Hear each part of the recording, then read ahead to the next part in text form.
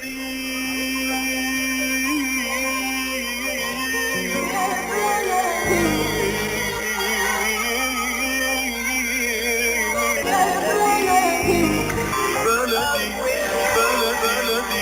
بكل الذين ينضموا للاستماع إلى راديو بلدي أول راديو عربي أمريكي ويعنى بقضايا العرب في المهجر. برامجنا في راديو بلدي كل يوم جمعة من 8 وحتى 9 صباحا مع ليلى الحسيني في بث حي ومباشر عبر WNZK راديو 690 AM. صباح الخير بلدي، صباح الخير لكل مستمعينا. Welcome to Radio Baladi, the first Arab, Middle Eastern, and American simulcast radio show. Radio Baladi is broadcast every Friday morning on WNZK 690 AM from 8 until 9 Eastern Time on Good Morning Michigan with Layla Al-Husseini. Our call-in number 248-557-3300. And now, stay tuned for the best radio talk show on Arab and American issues with your host, Layla Al-Husseini.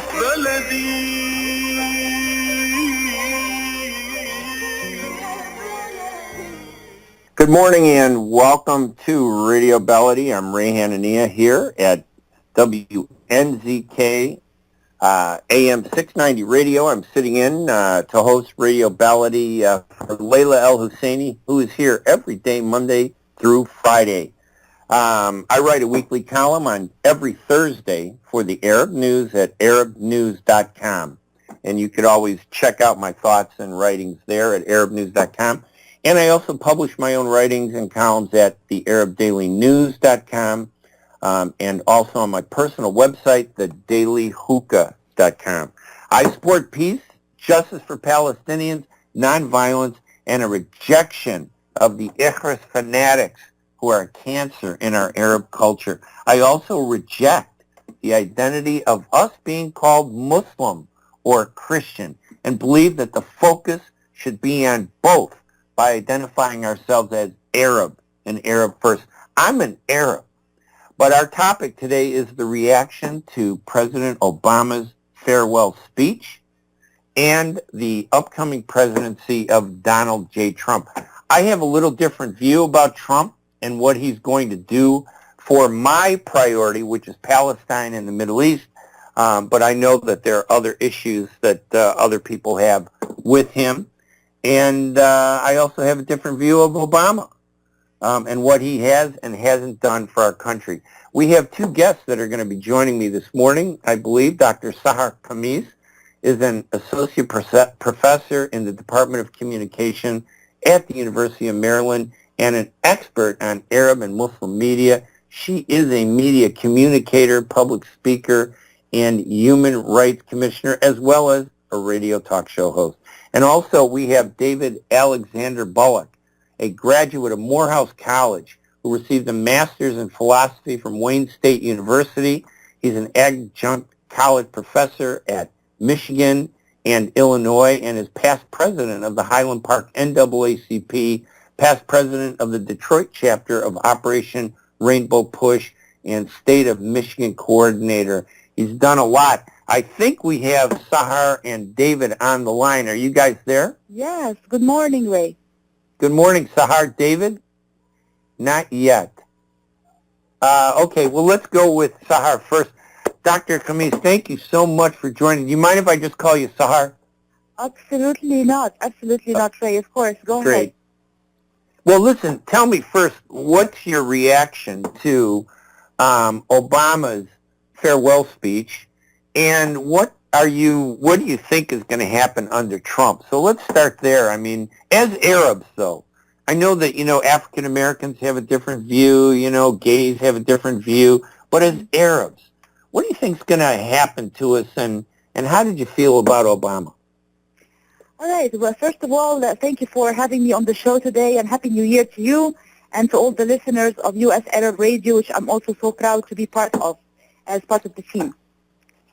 I think that, first of all, regarding Obama, I think that he has been, in my view, one of the most skilled, talented, diplomatically nuanced presidents that we have witnessed in a long time in the United States.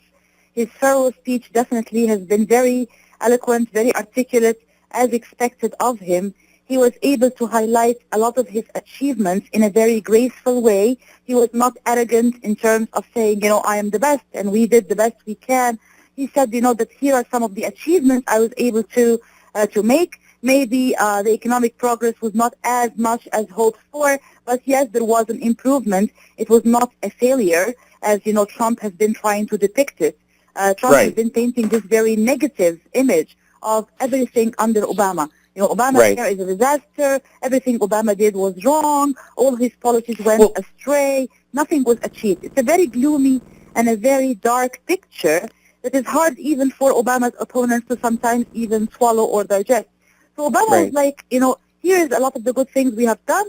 Maybe some of the things were not as spectacular or perfect as hoped for, but guess what? We have made progress on so many fronts. He was grateful and very articulate and very eloquent in terms of stating his strengths and aware of some of the shortcomings as well in a realistic way, as you would expect from someone with his caliber and his achievements and his educational background.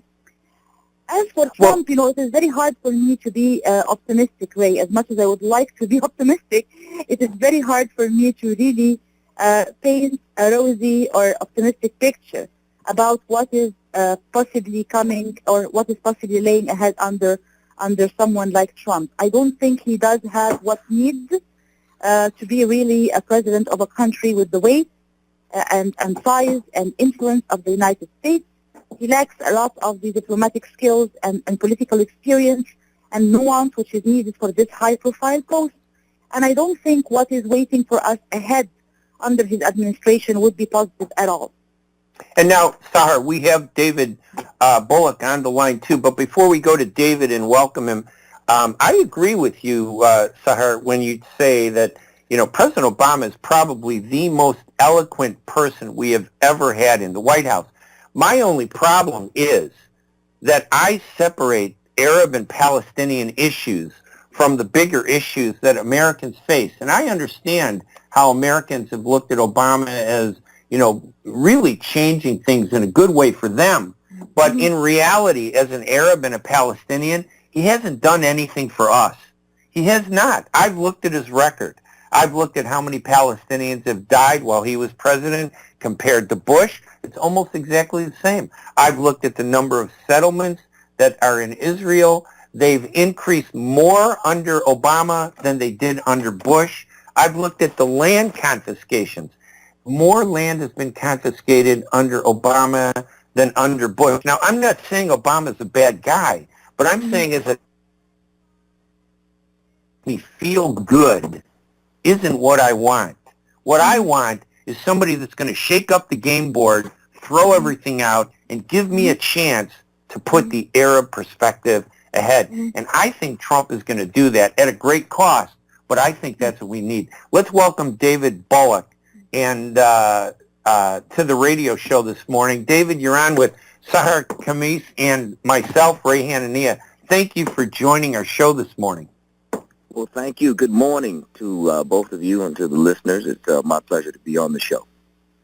And I don't know if you heard Sahar. She gave a very eloquent summary of, Obama and also the fears that many Arabs, and not just Arabs, about Trump. But what's your perspective, both from the big picture and to us as Arabs, which I think are two separate things? But go ahead, David. Well, let me say we all respect and love and admire President Barack Obama. I think a lot of times people mistake critical questions with criticism. I don't think the character of the man, the intelligence, the eloquence, the style, the grace of the man, of his family, and of his tenure in office is up for grabs or questioned. Now, what I think people are concerned about, and maybe the president bears a lot of the responsibility for folks' concerns. He campaigned initially on change, on hope, on a kind of new America, both domestically and internationally. And I just don't think he was able to deliver on those themes in a very, very tangible way. And so what people are saying about the president are some of the things that I have said. You've heard Dr. Cornel West, Michael Eric Dyson, and others say, the poverty question was never really dealt with. The declining, I guess, social fabric of the country was never really dealt with. Obviously, in the African American community, there were a lot of speeches about police brutality, but no real public policy response to police brutality. In places like Detroit, Michigan, where you've got 60% concentrated poverty, 1 in 6 children go to bed and wake up hungry, there was really no direct assault on an underclass that's growing, a low class that's growing. Of course, the president focused on a shrinking middle class, but really didn't focus on that concentrated poverty, safety. I mean, those kinds of issues. Now, if you move past the African American community, I think there are other communities that got some things from the president. I mean, the marriage equality campaign, they got the president's support. Right. Corporations quietly, if not got the president's support, really didn't feel the president's ire. The charter school movement. I mean, Arnie Duncan, Secretary of Education under President Barack Obama, hundreds of public schools were closed in places like Chicago and Detroit and other places. I mean, we saw emergency management happen in Michigan, for instance, where democracy was disenfranchised. And so I think the criticism or the critical question, the critical dialogue around the president has always been, how does he move past great talking to high action? I mean, how do you turn high ideals into high action? And as I was listening to your comments, I think you're right about Trump. I mean, you mentioned Trump with respect to, the Arab question, the Palestinian question, the Israel. He's going to wake us up from our slumber. Well, I think if he moved Jerusalem to, the embassy from Tel Aviv to Jerusalem, I think it's a statement to the Arab world that either we're weak and failures and nothing, or we're going to stand up and do something. Because right now, we've done absolutely nothing. I agree with you. Obama, there are two sides to him. The man is brilliant. I know him. I met Michelle Obama here, and I'm in Chicago, where the violence here is unbelievable. And here's an African-American president from the south side of Chicago who's been unable to change that, that violence. And I don't blame him 100%, but I also don't think he's the answer by himself. I think it's you and me and the Arab community and the black community. We need to do something. He's given us the energy, but I don't think we've done anything, with it. Sahar, what do you think? I think that there are two very important points here, Ray. Number one, regarding the Arab world, regarding the Palestinian issue. I mean, there have been some certain basics for the American foreign policy, strategic policy, that has not been, drastically changing or shifting, regardless of who you have in the White House. Whether you have a Republican, whether you have a Democrat, there are certain basic fundamental principles of American foreign policy that are most likely to remain the same. And one of them, unfortunately, has been, a tilted policy that really supports Israel consistently at the expense of the Arabs and at the expense of the Palestinians, unfortunately. When I was, interviewing some people, asking them about their opinions about the presidential race before the shocking result was announced on November 8th, some of them were saying, some of those are from Arab background, were saying, we don't expect much difference in terms of foreign policy regardless of who wins the race. Regardless of who's going to be the next president, it's like the difference between Pepsi-Cola and Coca-Cola, right? They're both going to be fundamentally similar in terms of one or the other policy. And nothing changes. Exactly. You're going to have a different label, but, the content is pretty much the same. So, unfortunately, that's one sad reality that we have to come to terms with.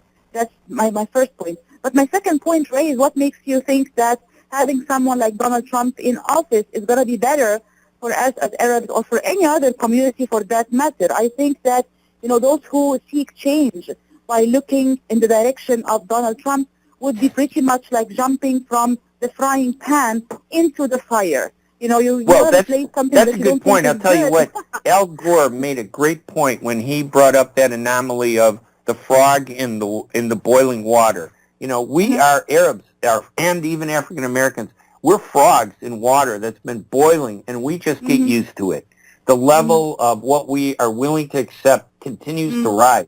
The fact is, I think we need to be thrown into the frying pan to be reminded that we're in hot water. Now, we have to take a quick break, but I want to remind everybody we have two great guests, Sahar Khamis and David Alexander Bullock, on the line. We're going to take a quick break, and when we come back, I'm going to ask David how he feels about this idea that from some Arabs, like myself, that I want Donald Trump in office, not because he's a good person, but because that's the only way to get change. We need to throw everybody in the frying pan to remind them that we're frying, not slowly boiling and not feeling it. I'm Ray Hanania here at WNZK AM 690. Our number, by the way, if you want to call in and join the discussion, is 248-557-3300. We're going to be right back to continue the discussion with David Alexander Bullock and Sahar Khamis right after these messages.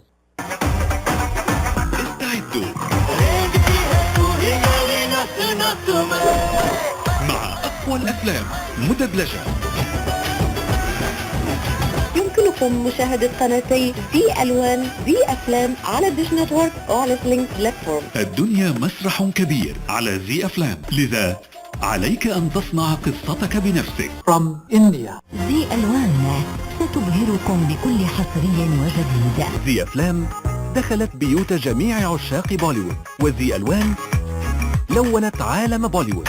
لا تفوتوا مشاهدة أجمل الأفلام على زي أفلام وزي ألوان. يمكنكم مشاهدة قناتي زي ألوان زي أفلام على ديش نتورك وعلى سلينك بلاتفورم. It's never too early to get your child on the right track. From their first words to first grade, Dreamy Children's Center in Troy works closely with parents to provide an experience that goes beyond early education. The highly qualified and experienced staff use a variety of programs that can help nurture important personality traits like responsibility, independence, problem solving, motivation, and respect. They also have educational programs ranging from preschooling for infants, toddlers, transitional toddlers, and pre-K to Montessori-approved programs and bilingual curriculums for young children. They're open from 6 a.m. to 6:30 p.m., can provide breakfast, lunch, and dinner with snacks in between, and can also arrange for after-school pickup. Dreamy Children's Center in Troy is located at 37373 DeQuinder, just above 16 Mile Road, and can be found on Facebook at Dreamy Children's Center. Ask about the free preschool program. Call today, 248-680-9170, 248-680-9170.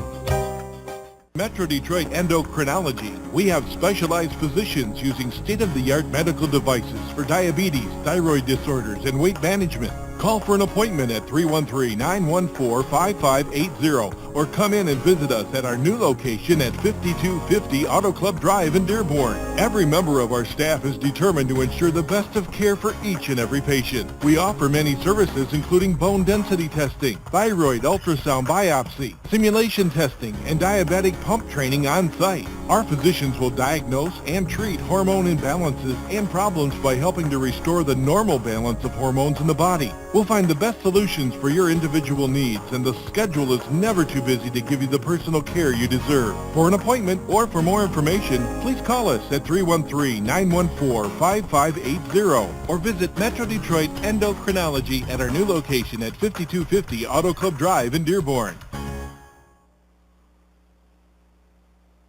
And welcome back to Radio Ballady here at WNZK AM 690. I am Ray Hanania, sitting in for Layla El-Husseini, who hosts this radio show Monday through Friday with many guests. And I'm very fortunate to have on the air with us two experts to bring in some great perspective in this very challenging political environment that we live in today.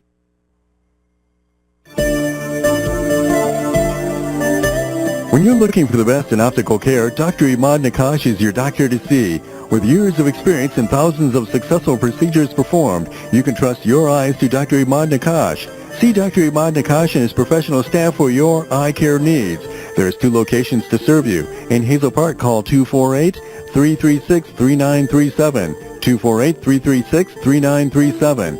In Rochester Hills, call 248-299-3937. That's 248-299-3937. All right, I got dropped by accident.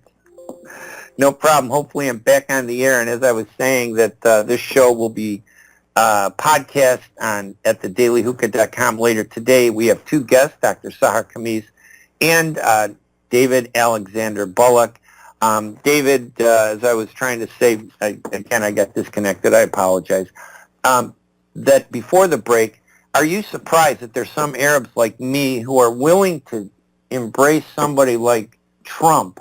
Because I believe that being thrown into the frying pan might wake up, for example, the Arab community to the reality that happy talk from wonderful people like Barack Obama is no different than the ugly talk from people on the far right like George W. Bush. What do you think of that? I think it's interesting, but I'm not surprised because I've been hearing similar sentiments from different communities as we talk to folks reacting to Trump getting elected. I actually would agree with you. I mean, there's value in an oppositional approach to politics. I think what happens a lot of times, say in the case of President Barack Obama, he's so nice, he's so articulate, he's so intelligent, it's hard to build a movement to get things done because people don't want to appear to oppose him or disagree with him. I think a guy like Donald Trump makes it easier. He's crass, he's rough, he's raw. And I've seen Arabs actually organize for the first time in years. Yeah, exactly. Yeah. Ben, what does it take to get you to do something? Yeah. They kill all these Palestinians in Gaza and nobody does anything. And then we get a guy who says horrible racist things, sexist things, and now we're upset, which I believe we should be upset, but why not the other stuff?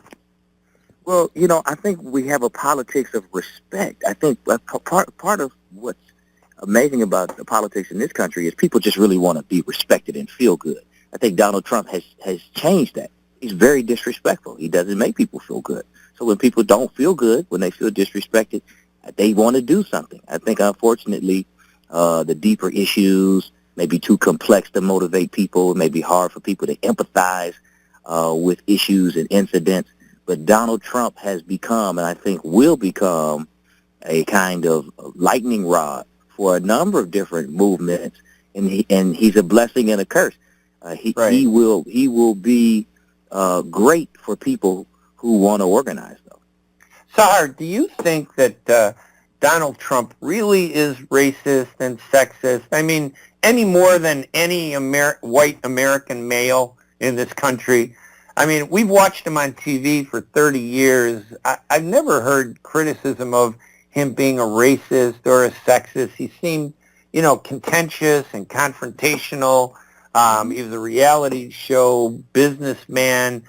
Is it the politics that we're reacting to in this country, or do you really think he symbolizes racism, or is it possible that he might change because that's what happens with a lot of politicians? What do you think?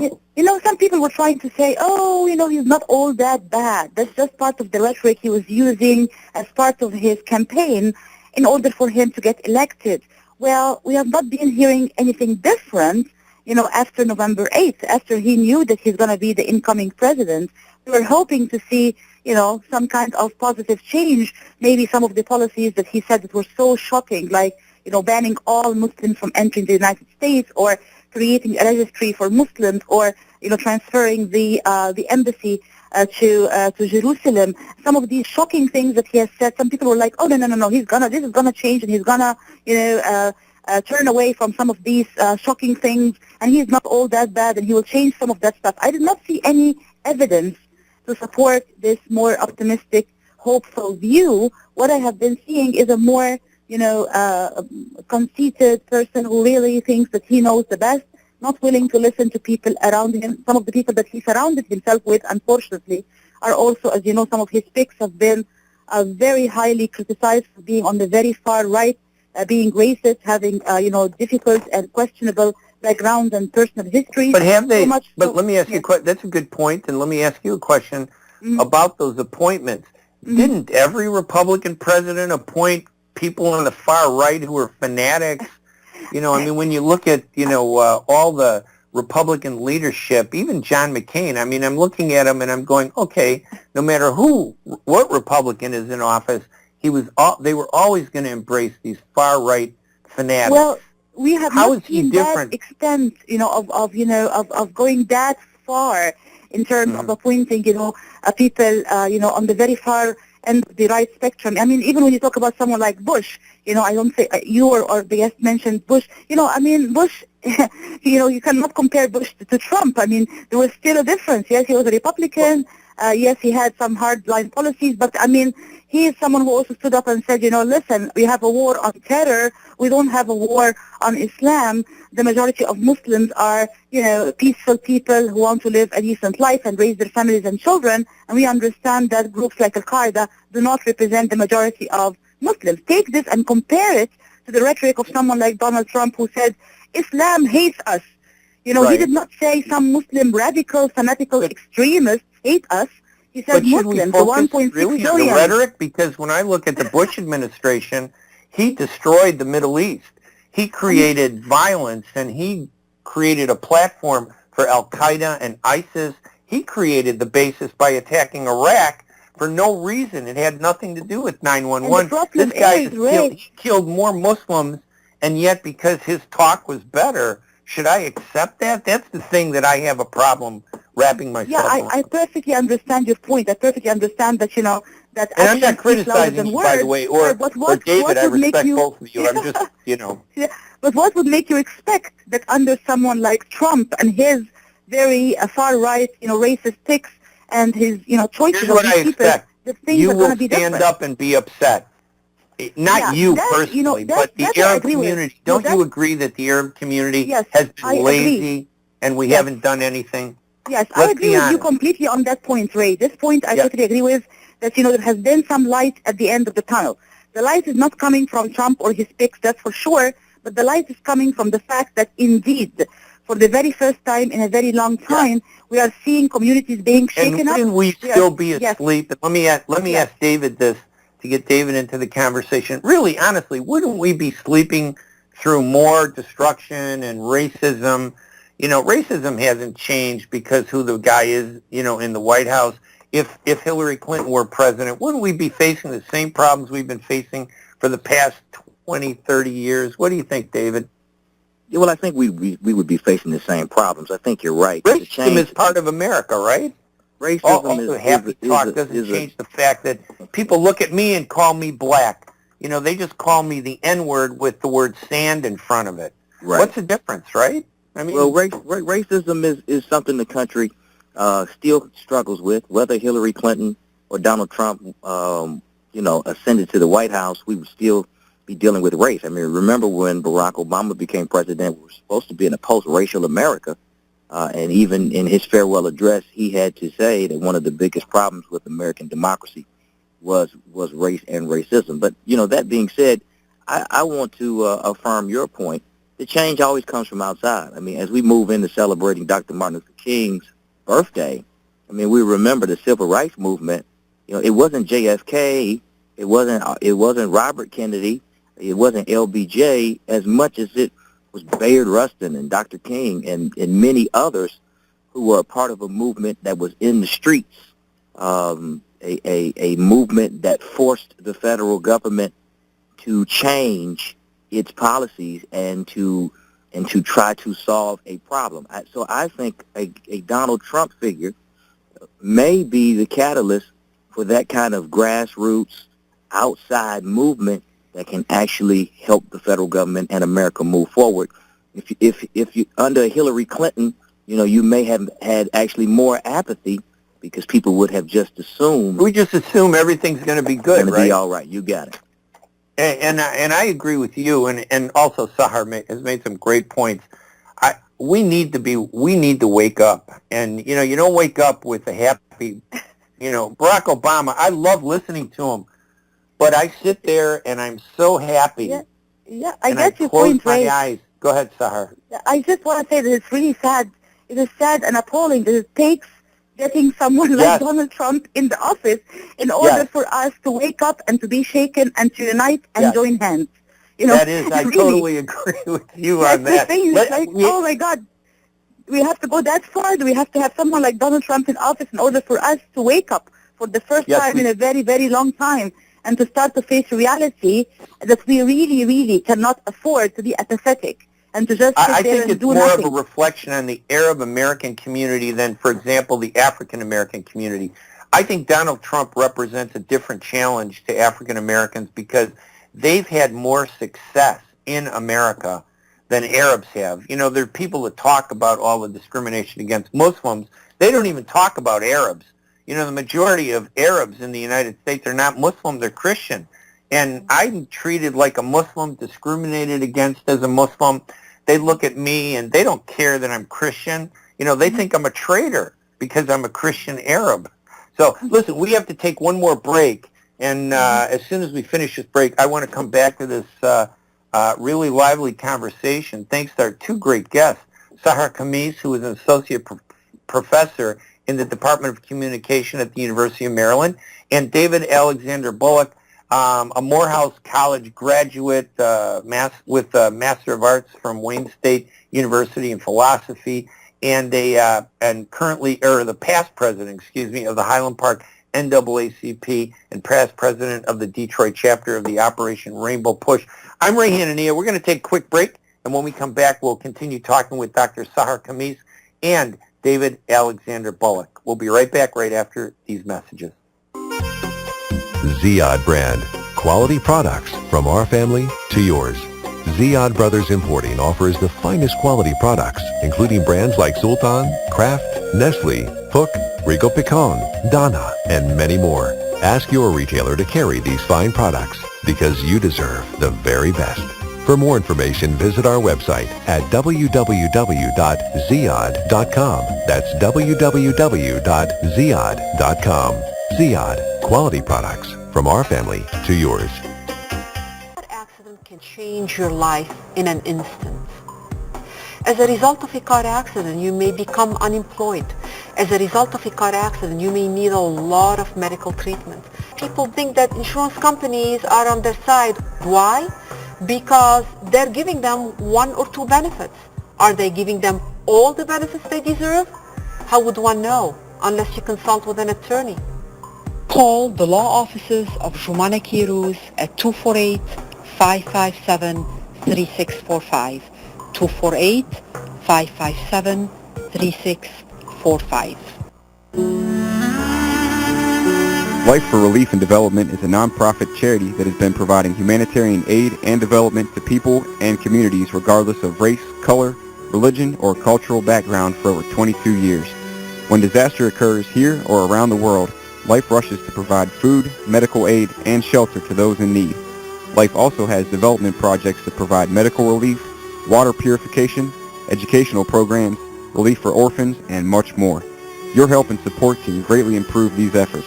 All donations are tax deductible. For more information, please visit our website at lifeusa.org or call 248-424-7493. That's lifeusa.org, 248-424-7493. And welcome back to Radio Bellady here at WNZK AM 690 Radio. I'm substitute hosting. I'm Ray Hanania. My website is thedailyhookah.com, and I write for the Arab News in Saudi Arabia and also the ArabDailyNews.com. You'll be able to get a podcast of this show later today by visiting thedailyhookah.com, and you'll be able to listen to our great guests who are helping us kind of understand this very confusing transition in politics taking place in America today. One thing I like about Layla's radio show, she's on Monday through Friday every morning. You should be listening to it. You know, we as Arabs have such little presence in the news media, and I really believe the news media is racist. They're the ones that have fed, you know, it's just so funny to watch them attack Trump, not to say that Trump isn't racist, but to hear the media say, hey, they're not racist, but they attack Trump and they call him racist. I'm sitting there laughing, going, these two racists are attacking each other, and that makes me feel good. But I love Layla's radio show because it's one of the few voices that American Arabs have in this country where we can talk and have these discussions and also promote great sponsors like Life for Relief, which is a great agency that does so many good things for the American Muslims and Arabs and mainstream Americans, and also Ziyad Brothers Importing, which has great food. And who doesn't love Jumana K. Ruz? I love Jumana. She is the champion of legal rights for American Arabs. On the line with me are two experts on these issues, Sahar Khamis and David Alexander Bullock. And let me ask David, recently I've been getting in fights with African Americans on my Facebook page. Now, I don't judge everything by Facebook, but Facebook has become the platform like Twitter for national dialogue and discussion. And they don't understand that I'm not supporting Trump because I embrace everything, but I'm supporting Trump as a catalyst for change because the good people have not brought change. How do I get them to understand that? Is it because they're not really looking at it from my perspective as an Arab and they see that maybe Trump is a danger to African Americans? Is he, in your opinion, do you think? Well, I think it's going to be very difficult for you to convince African Americans that Donald Trump is a good thing.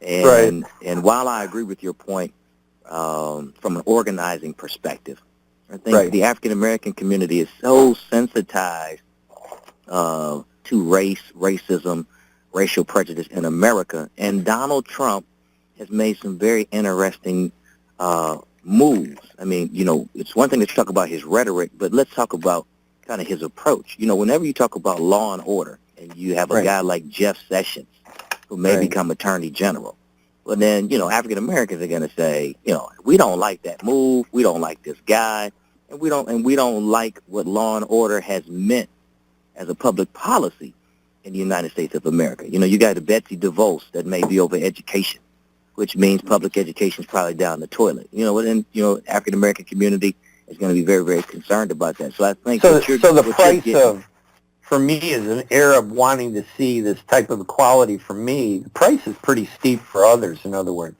Yeah, I think the price is pretty steep, and I think, unfortunately, as an African American myself, I think the African American community has forgotten that when we won things from the government in America, our friends weren't necessarily in government, you know, but we have been, I think, so enamored with the first African American president, the Bill Clintons, you know, Hillary potentially, that we forgot, you know, that really, you know, we got a lot from Richard Nixon, right?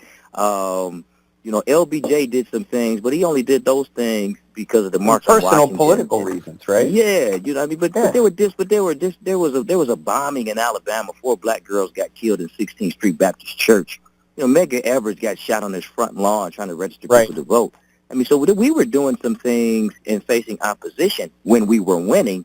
It wasn't because our buddy was in the White House, right? It was because we were fighting in the streets. And so I think if you're going to make a connection on your Facebook page or in your conversation, maybe make the connection that way. It has always been oppositional politics that has delivered. Sahar, how do we get Arabs to recognize that this is an opportunity? It isn't just, I mean, I want to respect African Americans. I want to support them because, believe me, no other community has come out to support Arabs and Arab Muslims more than African Americans. And I respect that so much, and I think that, you know, that our enemies have recognized that, and they've worked hard to create a divide between us, you know, our communities. But how do we get Arabs to walk that line to make the case that we need to stop sitting back and, you know, doing nothing, and at the same time standing up for the rights of others like African Americans? How do we do that? Absolutely. Well, the only light at the end of the tunnel that I've seen recently, Ray, out of all of this dark, gloomy picture, has been the fact that people are really, for the very first time, starting to realize that we cannot afford to sit down and do nothing, and we have to unite and join hands. Besides being a professor at the University of Maryland, I'm also very active in the interfaith community here in Maryland, and I'm also a human rights commissioner with the Human Rights Commission in Montgomery County, Maryland. And in these different capacities, I've been able to attend many town hall meetings, attend a lot of community gatherings, and listen to a lot of grievances coming from so many different communities, whether it is African Americans, whether it's Arab communities, Muslim communities, new immigrants, Latinos, you name it. And I'm seeing this sentiment really, for the very first time, people are saying we have to stand up with and for each other. And it's not just for people who look like us, people from our own religious, ethnic, racial background. It's standing up with everyone who has a grievance, everyone who needs to see change, everyone who feels afraid or threatened at this moment, and there are so many of them. That's really the positive things that I see coming out of all of this, and that's really the light at the end of the tunnel, which for the very first time I'm seeing in a very long time. So I do agree with you on this particular point. As I said before, it is sad and appalling that we had to go that far, and we had to see a Trump administration like that coming to office in order for us to be shaken and to wake up. But definitely there is some kind of waking up that's happening now, which has not happened in a long time. But let me also comment on the point about the media, Ray, that you mentioned, a very important point. If you are not on the table, you're going to be on the menu. That's a fact. And if we don't tell our stories in our own words and tell our own narrative in our own voice, other people are going to tell it for us, and it's not going to be a very good story. And I'm happy that we have a station like US Arab Radio, like Radio Baladi. I'm hoping to see more of these, ethnic voices that represent the Arab American community, because that has been missing for a very, very long time. And I think we definitely have a big responsibility in terms of doing more of that and creating more of these media channels and platforms in order to define our own identity and to tell our own story in our own words and our narrative in our own voice. And that brings me to the really another issue I wanted to bring up, this issue of the news media and the fighting between Trump and the issues of racism and stuff. Who's been the most, honestly, let's be honest, I want to ask both of you, who is more racist, the politicians or the news media? And I was a journalist covering Chicago City Hall for 20 years. I covered Daley, Bolandic, Jane Byrne, Harold Washington, who really opened my eyes to African Americans in a way that I never would have seen the African American community, Sawyer and Daley again. But and I realize now, as a former journalist, I write a column. I'm not really a journalist anymore, but I realize that all these years, it's journalism that feeds the beast.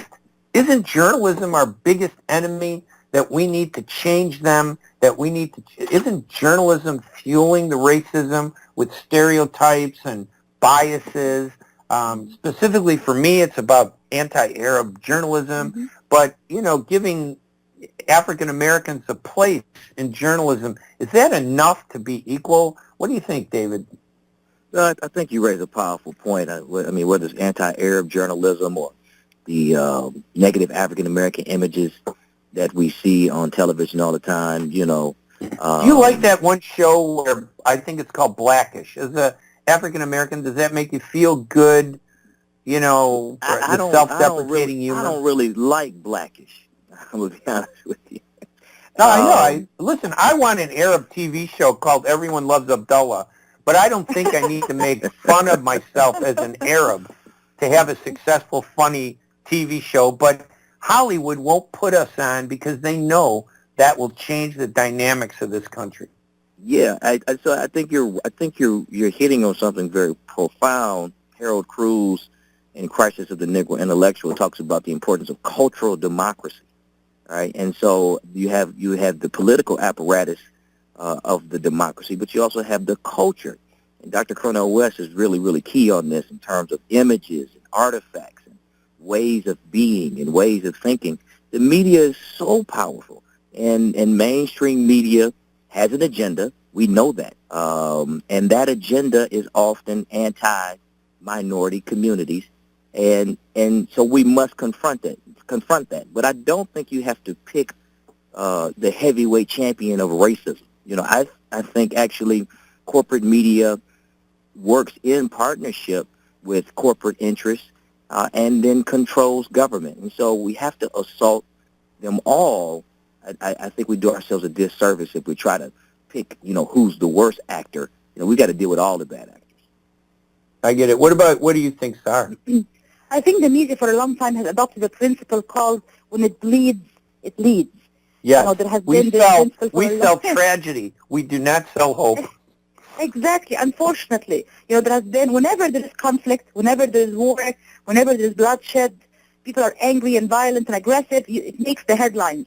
It makes the headlines in the newspapers. It makes the top news, at the top of the hour in the news bulletin on TV, and that's a shame. I always say, I'm sure today there are some good people doing something good right now. Where are these people? Why don't we hear their stories? Why don't we listen to their voices? If you just keep showing the bad and the negative and the ugly, people cultivate a very negative and very scary image of the world that we are living in. And people buy into things like, oh my God, all Muslims are terrorists. Every Muslim is going to be, an ISIS supporter. If not someone who can be recruited by ISIS. You create this kind of fear in people. And I say, go out and tell the good stories. Show people who are working at the community level, who are reaching out for their neighbors, who are talking about the improvement of education, of improvement of services in their community, who are joining hands in different churches and synagogues and mosques and saying enough is enough. We need to stand up with and for the rights of everyone, even if they're not coming from my same background or color or ethnicity or race or religion. These are the voices we need to hear more of, Ray.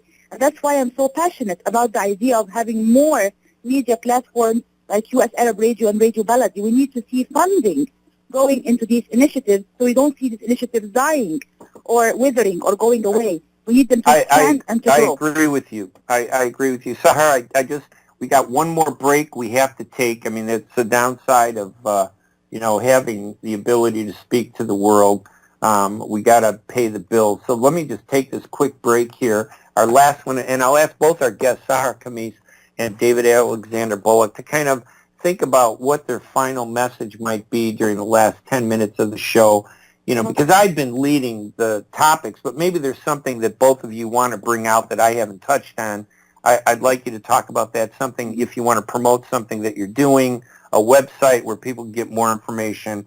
I'll give you both a chance to kind of talk about what you think is important or expound on what we've already talked about. I'm Ray Hanania here at WNZK AM 690 Radio. We're going to take a quick break, and right after these messages, we'll be back with Sahar Khamis and David Alexander Bullock. We'll be right back right after these messages. معاكم الشيف أحمد إبراهيم من سوبر ماركت زمزم المطعم. عندنا أكلات كتير عراقية ومصرية ولبنانية زي الجلابة وتشيكن طاووق وكباب ومسقعة، وأحيانا بنعمل الملوخية والكشري وفراخ مشوية، وكل اللي انتوا عايزينه موجود عندنا. اتفضلوا زورونا في محلات زمزم. احييكم من اسواق زمزم، ويوجد عندنا تخفيضات كثيره على الاسواق وعلى الجروسري وعلى الخضار وعلى اللحوم. عندنا لحوم حلال، والمطعم كله لحوم حلال كمان. واتمنى لكم السلامه والدوام، وزورونا دايما، هتلاقوا تخفيضات كثيره وكبيره وتجدوا كل ما يسركم. Are you going to start a restaurant or grocery store soon? Do you need floor plans and designs? Call Naji Abood at 734-744-9796. Do you want to buy kitchen and restaurant equipment at discount prices? Call Naji Abood now, 734-744-9796. New Concept Products and Design, the trademark of kitchen equipment. 5% discount on all purchases of $75,000 or more. New Concept Products and Design, new location, 31185 Schoolcraft in Livonia. Learn more at www.newconceptproducts.com. Call Naji Abood, 734-744-9796.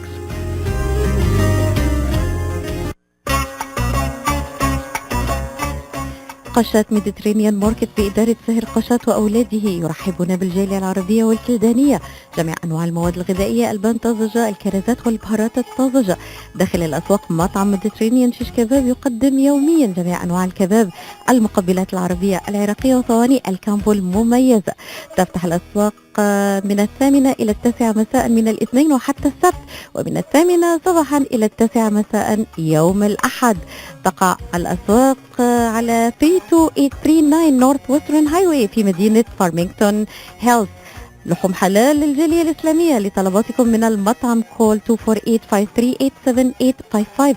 That is 248-538-7855. قشة ميديترينيان ماركت، خدمة متميزة ومعاملة راقية.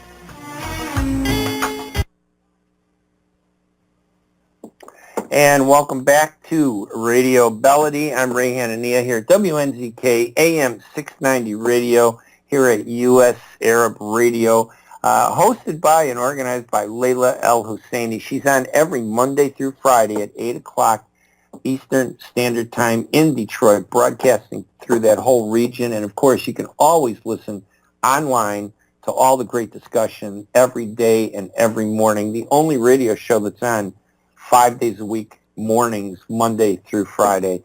On the line with me are two great guests, Dr. Sahar Khamis and David Alexander Bullock. Let me start with Sahar.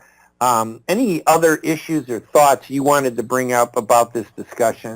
We have about 10 minutes left, and Sure. I want to make sure that I give you guys a chance to talk rather than me just kind of leading with some of the issues that I thought were important. Go ahead, Sahar. Thank you, Ray. I mean, two very important things. We should not shy away from having difficult discussions and difficult conversations, and we need to listen to the voices of young people, the youth. Youth are very important because they are the future of this country and the future of the world. One day after the election results were announced, a lot of people, including myself, we were in a state of shock, to be honest. Definitely not happy, just not understanding what happened. And I went to the classroom to teach my course on Arab media at the University of Maryland. And I was really facing myself with this question. Should I just pretend like nothing happened and just go about talking about media and the Arab Spring and the role of media in changing regimes in the Middle East? Or should I actually acknowledge the fact that something major, an earthquake, has happened last night, and that myself and my students were shaken by it? We have to talk about it. And I made the second choice, the choice of not ignoring the fact that we just had a political earthquake, and that we have to talk about it openly and honestly and frankly. I said to my students, listen, I want to listen to you. I want to see what you guys think. You are the future. You are the young people. You are going to be shaping the future of this country. And I'm very interested in hearing what you have to say. What happened last night? How do you interpret the results? How do you interpret what happened in this country? And they were so articulate and so eloquent. They said, partly it's our fault. Some people did not go and vote. Some people were not, definitely supporting Trump, but they were not also very enthusiastic about Hillary Clinton. And what happened was they just did not go to the polls. They did not vote. And these are the people today who are very upset, very disappointed. And obviously some of them are the people who later on went out to the street and protested. And they said there's a lesson for us here to learn. And the lesson is, you have to go out and you have to cast a ballot and you have to make a choice and make your voice heard. Because if you don't, you might end up with, much worse than even you have expected or you have even thought about in your own dreams. So they really were very able to critique themselves and to critique what happened in this country. And I say it's very important not to shy away from having difficult discussions. Very important to listen to the other side, even if you don't agree with them, to give a platform for all voices, and specifically to listen to the voices of young people. The youth are the future of the country. We cannot leave them out of these discussions. We have to invite them to the table, and we have to provide more platforms for solidarity and unity at the community level, and more media that represents alternative voices, voices outside of the mainstream, have to be heard and have to be acknowledged in the media as well, by creating their own ethnic, indigenous media platforms like U.S. Arab Radio. Do you have a website where people can go to get more information from you? I'm working on creating my own platform and my own website. I'm updating it now, Ray. Thank you for the opportunity. So I hope to share that with you soon. Thank you. That sounds good. David, Alexander Bullock, David is on the line with us. David, what about from you? What issues do you think are important that can't be missed in this discussion? Well, I think I want to agree that we can't shy away from difficult conversations. It's very, very important for us to continue to talk and to be engaged.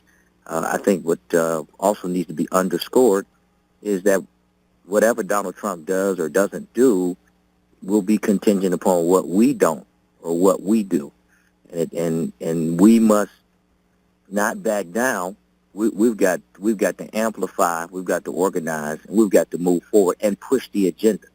And he will get inaugurated on the 20th, and it will be up to us to do maybe what we didn't do under President Barack Obama, namely present a plan and demand an agenda or demand that certain agenda items get accomplished. I think the American people, the Arab community, the Islamic community, the African American community, other communities in this country need to lead, need to push, need to make President Trump respond to our issues. If we don't do that, then we won't have the luxury of complaining about not getting what we wanted if we didn't make a demand. People can follow me on Twitter at DAlexanderB, and my website is www.davidalexanderbullock.com, davidalexanderbullock.com. So good to be on the program this morning. I'm happy to have both of you guys on here. It was really an interesting discussion. And remember, I'll have this podcast up a little later today on my website, and I'll circulate it around at the Daily Hookah, thedailyhookah.com, or you just look up RayHanania.com.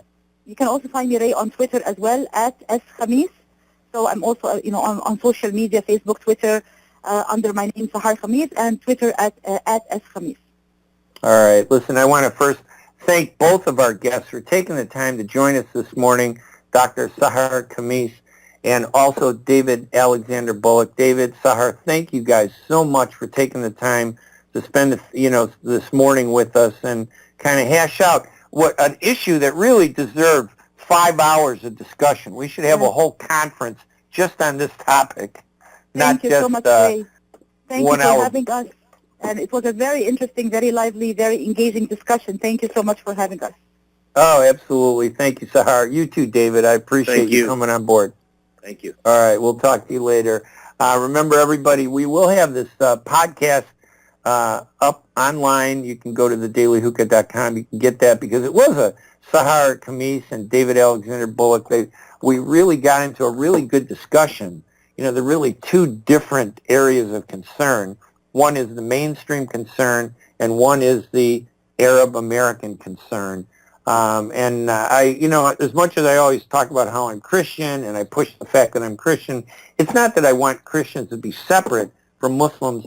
It's that I want to remind everybody that there are Christian Arabs, in the Middle East, and there are Christians who are non-Arab, in the Middle East, like Chaldeans, and we have to respect their rights too. So I want us all, from the Middle East people and the Arab people, to be recognized for what we need, and to have those issues addressed properly. I want to thank Layla Al-Husseini for allowing me to sit in today. It's always fun to do this. I, urge you to visit my website at thearabdailynews.com and thedailyhookah.com, or to check out my columns every Thursday at arabnews.com, the Arab News in Saudi Arabia. It really it's amazing to be able to dialogue not just with audiences here in the United States, but also audiences in the Middle East.